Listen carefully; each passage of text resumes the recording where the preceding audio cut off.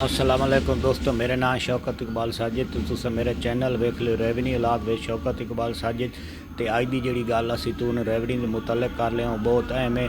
पाकिस्तान दे विच बहुत सारे रकबे जोड़े न वो जोड़े न सरकार की तवील तो गौरमेंट के जदों इतों पाकिस्तान तो हिंदुस्तान अलग हो तो लोग इतों चले गए तो जेड़े मालिक न रहे उन्होंने बाद सरकार रकबा जोड़ा सरकार की तवील आया है। सरकार की तवील आवना रकबा जोड़ा वो पाकिस्तान बनन तो लैके अज तक जोड़े नजायज़ काबजीन के कब्जे च जोड़े ज़र मुबादला हुकूमत का बड़ा नुकसान है।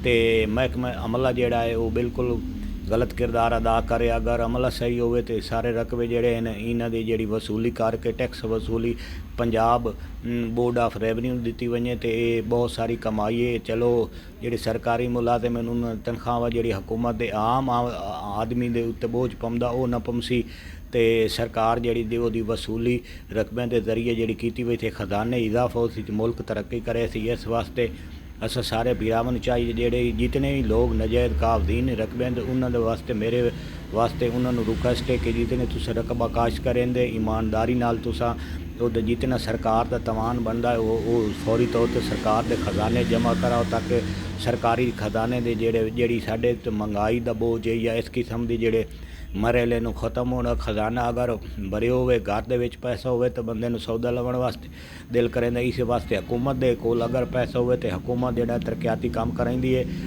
तो तुहानू तनख्वाह तो मुलाजमत के मौके पैदा होने। इस वास्ते मेरी रिक्वेस्ट है जितने भी नजायज़ काबजीन लोग हैं वो ईमानदारी नाल अगर रकबा काश कर रहे हैं तो वो बजाय किसी आने पौने छोटे मुलाजम पैसे देने की बजाय सीधा पंजाब बैंक की हुकूमत के खजाने पैसा जमा करान तक साडा मुल्क तरक्की करे। अगर मेरी वीडियो अच्छी लगे मेरा चैनल सबसक्राइब करने नाल बैल आई बटन लाजमन दबा तक तुहाडे तक मेरी नवी वीडियो पहुंचती रही। वस्सलाम।